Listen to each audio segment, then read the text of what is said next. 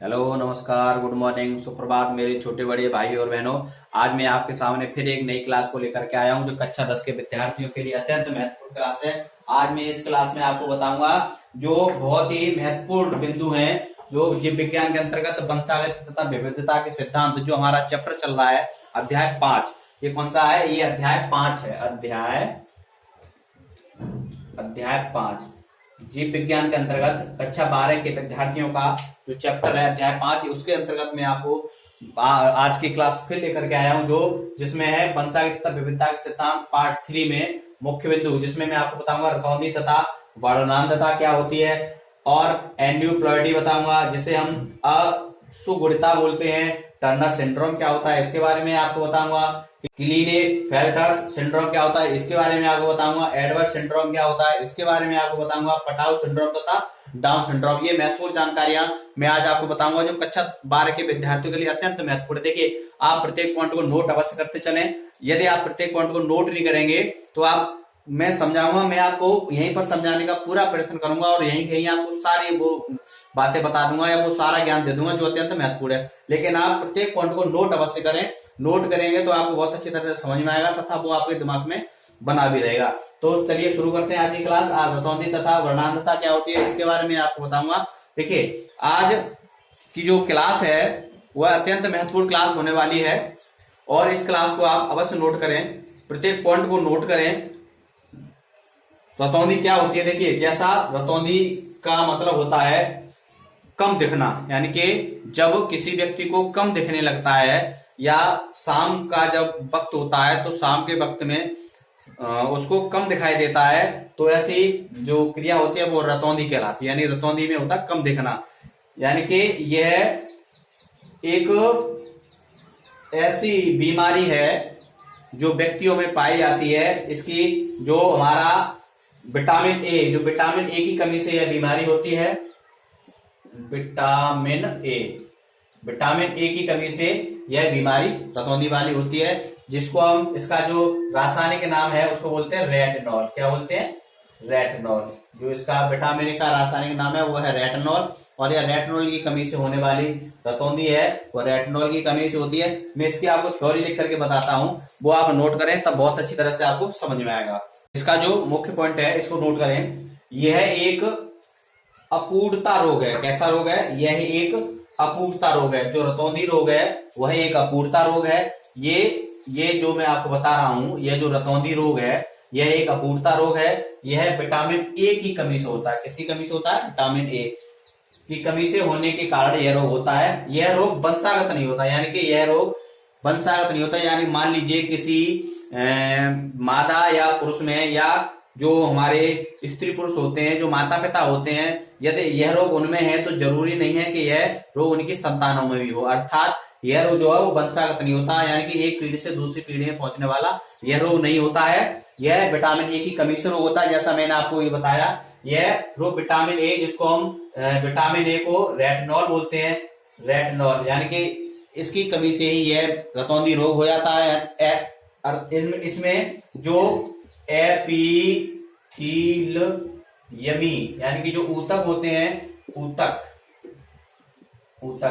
वो बनना बंद हो जाते हैं और यह फिर रोग उत्पन्न हो जाता है। यह यानी इस रोग का निवारण करने के लिए या इस रोग से बचने के लिए हमें अंडा है, दूध, गाजर और हरी सब्जी, जितनी भी हरी सब्जियां हैं उनका सेवन करना चाहिए। तथा इसके अलावा जैसे मांस है और बहुत से ऐसे पदार्थ हैं जिनका सेवन करने से हम इस रोग से बच सकते हैं, यानी कि जो रतौंधी का रोग है उससे छुटकारा पा सकते हैं। यह विटामिन ए की कमी से होने वाला रोग है।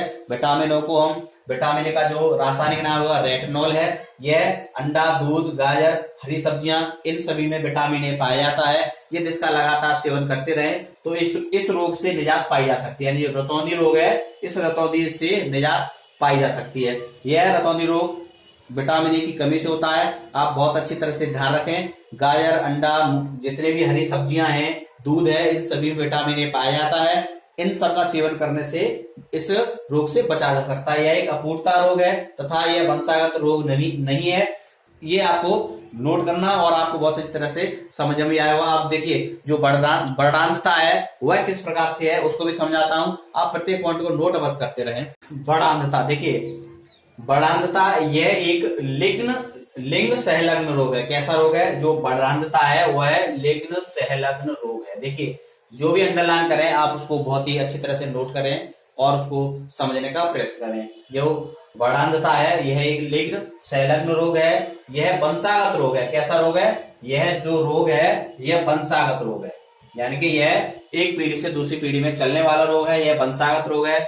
जो वर्णांतता रोग है यह लिंग संलग्न रोग है तथा एक पीढ़ी से दूसरी पीढ़ी यानी वंशागत रोग है। इसकी वंशागत जो लिंग गुणसूत्र पर निर्भर करती है। किस पर? लिंग गुणसूत्र। जो लिंग गुणसूत्र होते हैं, लिंग निर्धारण करने के जो गुणसूत्र होते हैं, इसकी जो वंशागति है वह लिंग गुणसूत्र पर निर्भर करती है। यह एक वंशागत रोग है, यह लिंग संलग्न रोग है तथा इसकी जो वंशागति पर निर्भर करती है, यह रोग जो है वो वंशागति पर निर्भर करता है। किस प्रकार से निर्भर करता है? आप प्रत्येक पॉइंट को देखें। मैंने आपको 7 पॉइंट बताए और 7 पॉइंट को बहुत अच्छी तरह से समझाऊंगा। प्रत्येक पॉइंट को आप नोट करें, नोट अवश्य करें। नोट करेंगे तो आपको बहुत अच्छी तरह से समझ में आएगा और यहीं पर समझाने का पूरा प्रयत्न करूंगा। 2 पॉइंट मैंने आपको समझाए। एक रतौंधी यानी विटामिन ए की कमी से होने वाला रोग है। जो विटामिन ए का रासायनिक नाम जिसे रेटिनॉल बोलते हैं। दूध है, मक्खन है, अंडा है, गाजर है, हरी सब्जियां हैं, इन सभी में विटामिन ए प्राप्त होता है। उसके सेवन से रतौंधी रोग से बचा जा सकता है। और ये वर्णांतता मैंने आपको बताया, यह एक लिंग संलग्न रोग है, यह एक वंशागत रोग है। इसकी वंशागति लिंग गुणसूत्र पर निर्भर करती है। किस प्रकार से? आप लगातार वीडियो को देखते रहें। मैंने आपको आज 7 पॉइंट बताया, 7 पॉइंट आपको यही याद करा दूंगा और आप नोट उन पॉइंट को अवश्य करते रहें। देखिए यह जो तीसरा पॉइंट है हमारा एन्यूप्लॉइडी, जिसको बोलते हैं असुगुणता, ये बहुत ही महत्वपूर्ण पॉइंट है। इसको आप नोट कर अवश्य करें।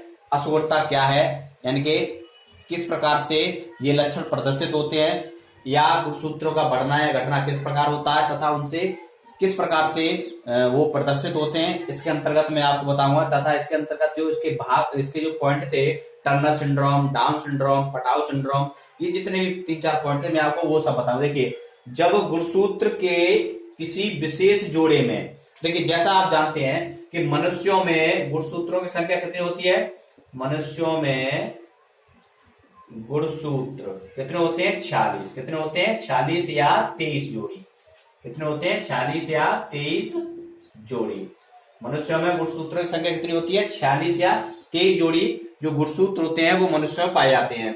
46 या 23 जोड़ी। आप सब अच्छी तरह से नोट करना, जो मनुष्यों में गुणसूत्रों की संख्या कितनी होती है? 46 या 23 जोड़ी गुणसूत्र पाए जाते हैं। देखिए जब गुणसूत्र के किसी विशेष जोड़े में संख्या परिवर्तन हो जाता है, क्या हो जाता है? संख्या परिवर्तन। मान लीजिए कि 46 गुणसूत्र हैं, 46 की जगह या तो 47 हो जाए या फिर 45 हो जाए, यानी संख्या परिवर्तन या घट जाए या बढ़ जाए, यानी कि किसी विशेष जोड़े में संख्या परिवर्तन हो जाता है तो इसे एन्यूप्लॉइडी या असुगुणता कहते हैं। क्या बोलते हैं? एन्यूप्लॉइडी या असुगुणता कहते हैं। यानी गुणसूत्र जोड़े में गुणसूत्रों की संख्या, यानी जो गुणसूत्र के जोड़े होते हैं, जो 23 जोड़ी होते हैं, 23 जोड़ी जो गुणसूत्र होते हैं, इसमें या तो घट जाए या बढ़ जाए। क्या मतलब? जो संख्या है या वो घट जाए या संख्या बढ़ जाए, यानी घट भी सकती है और बढ़ भी सकती है। इसके फलस्वरूप अनियमित लक्षण का प्रदर्शन हो जाता है। जब कोई संख्या घट जाएगी, यानी गुणसूत्र में संख्या घट जाता है या कोई संख्या बढ़ जाती है, तो जो लक्षण होते हैं वो प्रदर्शित होने लगते हैं। जो अनियमित लक्षण होते हैं वो प्रदर्शित होने लगते हैं। इसे गुणसूत्र सिंड्रोम कहते हैं। क्या बोलते हैं? गुणसूत्र सिंड्रोम। जब या कोई लक्षण या कोई गुणसूत्र की संख्या उसमें बढ़ जाए या गुणसूत्र संख्या कम हो जाए, इसको हम गुणसूत्र लक्षण बोलते हैं। अब गुणसूत्र लक्षण कैसे होते हैं, किस प्रकार से होते हैं, जैसा यहाँ मैंने लिखा था, पॉइंट लिखे थे, टर्नर सिंड्रोम और down syndrome, clini factor syndrome, ये सारे सिंड्रोम थे। ये जो मैंने आपको लिखे थे, प्रत्येक यानी किसी में घटना या किसी गुणसूत्र का बढ़ना, ये सारी प्रक्रियाएं किस प्रकार से होती हैं और किस प्रकार से वो अनियमितता का प्रदर्शन होता है, ये प्रत्येक पॉइंट आपको समझाऊंगा। आप ये बहुत अच्छी तरह समझना, यानी जब गुणसूत्रों के किसी विशेष जोड़े में संख्या परिवर्तन हो जाता है तो इसे एन्यूप्लॉइडी या असुगुणता कहते हैं। गुणसूत्र जोड़े में गुणसूत्रों की संख्या घटना या बढ़ना दोनों हो सकती है। इसके फलस्वरूप अनियमित लक्षण का प्रदर्शन होता है, इसे गुणसूत्र सिंड्रोम कहते हैं। तो ये आपको बहुत समझ में आया होगा। देखिए ये जो आपके जो पॉइंट हैं वो 2 से 3 नंबर में पूछ लिए जाते हैं, यानी कि 2 नंबर में या 3 नंबर में कोई टिप्पणी के रूप में, ये जो टिप्पणी होती है ना, इस टिप्पणी के रूप में ये 2 या 3 नंबर से इन पॉइंटों को पूछ लिया जाता है, इसलिए इन्हें समझाना अत्यंत महत्वपूर्ण है। कक्षा 12 के विद्यार्थियों के लिए आप प्रत्येक पॉइंट को नोट अवश्य करें। टर्नर सिंड्रोम, यानी टर्नर सिंड्रोम क्या होता है, इसमें या मैं इससे पहले बताया था, या तो गुणसूत्र की संख्या बढ़ सकती है या गुणसूत्र की संख्या कम हो सकती है। यह जो टर्नर सिंड्रोम है इसमें गुणसूत्र की संख्या कम हो जाती है। किस प्रकार से, इसमें लिंग गुणसूत्र मोनोसोमिक होता है, इसमें गुणसूत्रों की संख्या 44 प्लस एक्स, 44 प्लस एक्स अर्थात 45 होती है। कितनी होती है? 45 होती है। यानी कि मैंने बताया था कि मनुष्यों में गुणसूत्रों की संख्या कितनी होती है? 46। मनुष्यों में गुणसूत्रों की संख्या 46 होती है। और जो टर्नर सिंड्रोम होता है, यानी कि किसी में टर्नर सिंड्रोम पाया जाता है तो उसमें गुणसूत्र की संख्या कितनी होती है? 44 प्लस एक्स अर्थात 45 होती है। ये नपुंसक मादा होती है। कैसी होती है? नपुंसक मादा होती है। यानी कि मादा क्यों होती है? देखिए एक्स एक्स तो पाया जाता है और एक्स एक्स मादा पाया जाता है, तथा जो एक्स वाई होता है वो नर पाया जाता है, नर में। यानी कि एक्स वाई नर में और एक्स एक्स मादा में, यानी एक्स नर में और बाई नर में और एक्स मादा में पाए जाते हैं। जो ये 44 है यह भी एक्स एक्स है। लिंग निर्धारण करने वाला जो एक गुणसूत्र है वो है बाई, और इसमें एक्स पाया जाता है अर्थात बाई नहीं पाया जाता। जब एक्स पाया जाएगा तो होगी मादा, यानी कि इसमें एक गुणसूत्र नहीं पाया जाता, इसलिए गुणसूत्र की संख्या आ जाती है 45। और जब 45 रह जाएगी तो जो पुरुष जो मनुष्य होगा वो होगी मादा, और ऐसी जो मादा होती है उसमें अंडाशय अविकसित होता है, तथा ऐसी मादा होती है जो स्त्रियां होती है वो कैसे होती है? बांझ होती है। कैसे होती है? बांझ। यानी कि जिन स्त्रियों में 45 गुणसूत्रों की संख्या पाई जाती है, यानी कि 22 जोड़ी प्लस एक्स, 22 जोड़ी प्लस एक्स जो गुणसूत्रों की संख्या पाई जाती है, 45 गुणसूत्रों की संख्या पाई जाती है, वो सभी नपुंसक मादाएं होती हैं, वो सभी बांझ मादाएं होती हैं। उनमें अंडाशय विकसित नहीं होता है, यानी जो अंडाशय होता है वो उसमें अविकसित होता है, अंडाशय विकसित नहीं होता, तथा द्वितीयक लैंगिक लक्षणों का भी अभाव होता है। द्वितीयक लैंगिक लक्षणों का भी अभाव होता है। देखिए आप प्रत्येक पॉइंट को नोट अवश्य करें।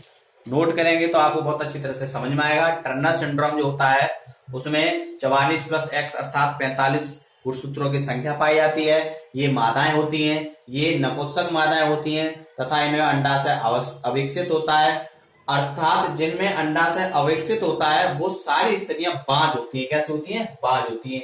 यह पॉइंट आपको बहुत अच्छी तरह से समझ में आया होगा, और प्रत्येक पॉइंट आपको बहुत अच्छी तरह से समझ में आएगा। ये 2 या 3 नंबर का प्रत्येक, यानी कि हर पेपर में पूछा जाता है, और इसे जानना अत्यंत महत्वपूर्ण है। तीसरा पॉइंट जो है अगला वाला मैं आपको बताऊंगा, आप देखें और उसे भी नोट करें। अगला सिंड्रोम है हमारा क्लीनेफेल्टर्स। देखिए क्लीनेफेल्टर्स क्या होता है, इसमें लिंग गुणसूत्र यानी ट्राइसोमी होने के कारण, इसमें लिंग गुणसूत्र ट्राइसोमी का मतलब होता है यानी कि गुणसूत्रों का बढ़ना, यानी कि इसमें लिंग गुणसूत्र ट्राइसोमी होने के कारण गुणसूत्रों की संख्या 44 plus x x plus by कितनी हो जाती है? 44 प्लस एक्स एक्स बाई अर्थात 47 होती है।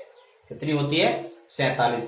इससे पहले जो टर्नर सिंड्रोम आपको बताया था उसमें गुणसूत्रों की संख्या 44 प्लस एक्स अर्थात 45, 44 प्लस एक्स बराबर 45, और जो आपका ये क्लीनेफेल्टर सिंड्रोम है इसमें 44 प्लस एक्स एक्स बाई अर्थात 47 होती है।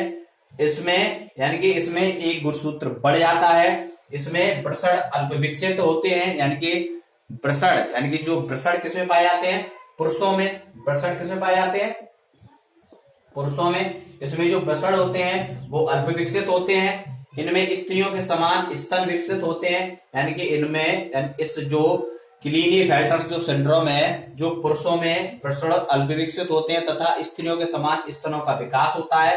पुरुषों में स्त्रियों के समान स्तनों का विकास होता है। ये नपुंसक होते हैं। कैसे होते हैं? नपुंसक, अर्थात जो इसमें जो पुरुष होते हैं वो कैसे होते हैं? बांझ होते हैं। पुरुष कैसे होते हैं? बांझ। और टर्नर सिंड्रोम में क्या बताया था? टर्नर सिंड्रोम में जो स्त्रियां होती हैं वो स्त्रियां नपुंसक होती हैं, स्त्रियां बांझ होती हैं।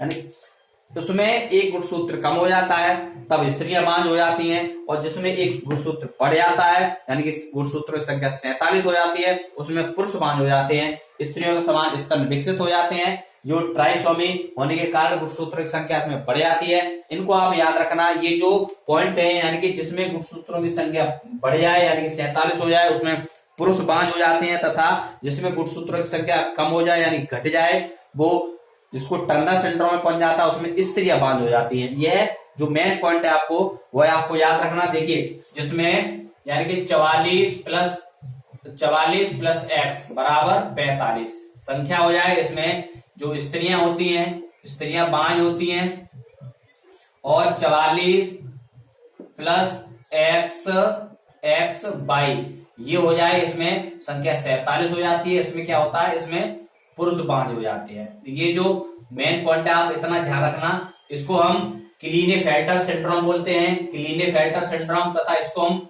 टर्नर सिंड्रोम बोलते हैं। आप सिर्फ इतना याद रखना, आप कभी भी जीवन में नहीं बोलोगे यानी 44 प्लस x बराबर 45 स्त्रियों में यानी कि स्त्रियां बांझ होती हैं, तथा 44 प्लस x बाई अर्थात 47 इसमें पुरुष बांझ हो जाते हैं। ये जो दो पॉइंट थे मैंने आपको बहुत अच्छी तरह से समझाए। अब जो तीसरा पॉइंट है हमारा, अगला जो पॉइंट है एडवर्ड सिंड्रोम। एडवर्ड सिंड्रोम क्या होता है उसके बारे में बताऊंगा।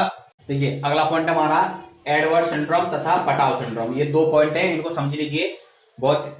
इससे जो अगले वाले मैंने बताए थे आपको टर्नर सिंड्रोम और क्लीनेफेल्टर सिंड्रोम, ये महत्वपूर्ण थे। सबसे ज्यादा वही पूछे जाते हैं, लेकिन इनको भी बताना अत्यंत महत्वपूर्ण है। इसके बाद डाउन सिंड्रोम आएगा, वो भी अत्यंत महत्वपूर्ण। देखिए एडवर्ड सिंड्रोम, इसमें 18वीं जोड़ी समजात गुणसूत्र ट्राइसोमी होता है। यानी कि जो 18वीं जोड़ी का जो गुणसूत्र होता है वो समजात गुणसूत्र कैसा होता है? ट्राइसोमी होता है। ट्राइसोमी यानी कि ट्राइसोमी मैंने बताया था गुणसूत्रों का बढ़ना, ट्राइसोमी गुणसूत्रों का बढ़ना। इसमें 18वीं जोड़ी समजात गुणसूत्र ट्राइसोमी होता है। गुणसूत्रों की संख्या कितनी होती है? 47। उसमें गुणसूत्रों की संख्या कितनी होती है? 47। ये बच्चे 6 माह तक ही जीवित रहते हैं। यानी कि जिसमें एडवर्ड सिंड्रोम यानी 18वीं जोड़ी के जो समजात गुणसूत्र होंगे, ट्राइसोमी जो गुणसूत्र होगा जिसमें गुणसूत्र संख्या 47 होगी, ये बच्चे 6 माह तक ही जीवित रहते हैं, उसके बाद ये मर जाते हैं। पटाव सिंड्रोम, इसको भी देखते हैं। इसमें 13वीं, उसमें कितनी थी? 18वीं, और इसमें थी 13वीं। यानी 13वीं जोड़ी के समजात जो गुणसूत्र होते हैं वो भी ट्राइसोमी होते हैं। कैसे होते हैं? ट्राइसोमी यानी कि गुणसूत्र का बढ़ना। इसमें भी गुणसूत्रों की संख्या कितनी होती है? 47 होती है।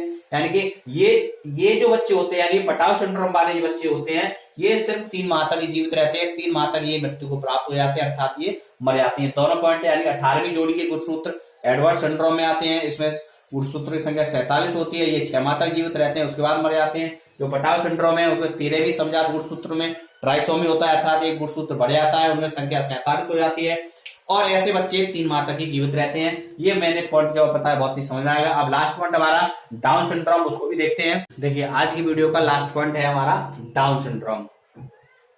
डाउन सिंड्रोम इस आनुवंशिक विकार का जो कारण है वो है 21वें क्रोमोसोम। इस यानी कि डाउन सिंड्रोम या इस आनुवंशिक विकार का या जो रोग का कारण है, विकार या जो रोग का कारण है वो है 21वें क्रोमोसोम। यानी कि 21वें क्रोमोसोम एक अतिरिक्त प्रतीक का आ जाना, यानी 21वें क्रोमोसोम यानी गुणसूत्र में एक अतिरिक्त प्रतीक आ जाना। 21वें गुणसूत्र में एक नया गुणसूत्र आ जाना, अर्थात इनमें भी जो गुणसूत्रों की संख्या होती है वो कितनी होती है? 47। यानी कि इसमें भी गुणसूत्रों की संख्या 47 होती है। यानी 21वें गुणसूत्र में एक नई प्रतीक आ जाना इस विकार का कारण है, यानी डाउन सिंड्रोम का कारण है। इसमें भी गुणसूत्रों की संख्या 47 होती है। इस विकार को सर्वप्रथम लैंगडम डाउन ने, यानी कि जो डाउन सिंड्रोम है यानी कि यह डाउन रोग है, डाउन सिंड्रोम का जो रोग है, इस विकार को सर्वप्रथम लैंगडम डाउन ने 1866 में खोजा था। कब खोजा था? 1866 66। देखिए यह इसको पूछ लिया जाता है, ऑब्जेक्टिव में पूछ लिया जाता है कि डाउन सिंड्रोम की खोज किसने की थी।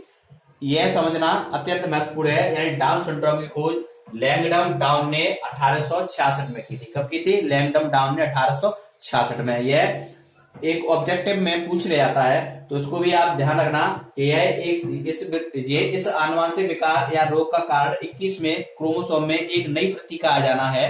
यानी कि इसमें भी गुणसूत्रों की संख्या 47 होती है। इसकी खोज सर्वप्रथम लैंगडम डाउन ने 1866 में की थी। यानी रोगी व्यक्ति, यानी जो इस रोगी का जो व्यक्ति होता है, यानी डाउन सिंड्रोम का जो व्यक्ति होता है वो छोटे कद का होता है, छोटे गोल सिर का होता है तथा जीभ में खांच होती है। डाउन सिंड्रोम का जो रोगी होता है वो छोटे कद का होता है, छोटे गोल सिर का होता है तथा उसकी जीभ में खांच होती है और मुंह आंशिक रूप से खुला रहता है। तथा इसमें जो मुंह होता है डाउन सिंड्रोम में वो आंशिक रूप से खुला रहता है। शारीरिक और मानसिक विकास अवरुद्ध होता है। यानी कि इस डाउन सिंड्रोम में शारीरिक और मानसिक विकास अवरुद्ध हो जाता है तथा इसमें मंगोलियन जड़ता के लक्षण होते हैं। यानी डाउन सिंड्रोम में मंगोलियन जड़ता यानी मंगोल जड़ता पाई जाती है। यह जो पॉइंट था वो आपकी समझ में आया होगा। नहीं, डाउन सिंड्रोम यह जो विकार है 21वें गुणसूत्र में एक नए गुणसूत्र का आ जाना, एक गुणसूत्र का बढ़ जाना, यानी कि गुणसूत्र की संख्या 47 हो जाना, यह इसमें प्रदर्शित होता है। तथा इसकी खोज सर्वप्रथम लैंगडम डाउन ने 1866 में की थी। यह आपको अत्यंत महत्वपूर्ण तरीके से आपको याद रखना है। तथा इस रोग के जो रोगी होते हैं वो छोटे कद के होते हैं, गोल सिर वाले होते हैं, उनकी जीभ में खांच होती है और मुंह आंशिक रूप से खुला रहता है तथा मानसिक और शारीरिक विकास अवरुद्ध होता है। इसमें मंगोलियन जड़ता के लक्षण पाए जाते हैं। जो आज मैंने आपको जो पॉइंट पढ़ाए, जो भी आपको महत्वपूर्ण बिंदु पढ़ाए, वह आप सभी आपको बहुत अच्छी तरह से समझ में आए होंगे। देखिए, और यदि आपको यह वीडियो पसंद आया हो तो आप एक बार लाइक अवश्य करें तथा उन सभी अपने छोटे बड़े भाइयों और बहनों तक इस वीडियो को पहुंचाएं जिनकी इन्हें अत्यधिक आवश्यकता है। मैंने आज आपको बहुत ही अच्छी तरह से समझाया और आपने प्रत्येक पॉइंट को नोट भी किया होगा और समझा भी होगा। आज की जो क्लास थी वो कक्षा 12 के विद्यार्थियों के लिए अत्यंत महत्वपूर्ण क्लास थी। फिर आपको पुनः अवगत कराता हूं कि यदि पसंद आया हो तो आप एक बार लाइक अवश्य करें और ज्यादा से ज्यादा इस वीडियो को शेयर करें, उन छोटे बड़े भाइयों और बहनों तक पहुंचाएं जिनकी इन्हें अत्यधिक आवश्यकता है। वीडियो को अंत तक देखने के लिए आप सभी लोगों का तहे दिल से बहुत बहुत धन्यवाद।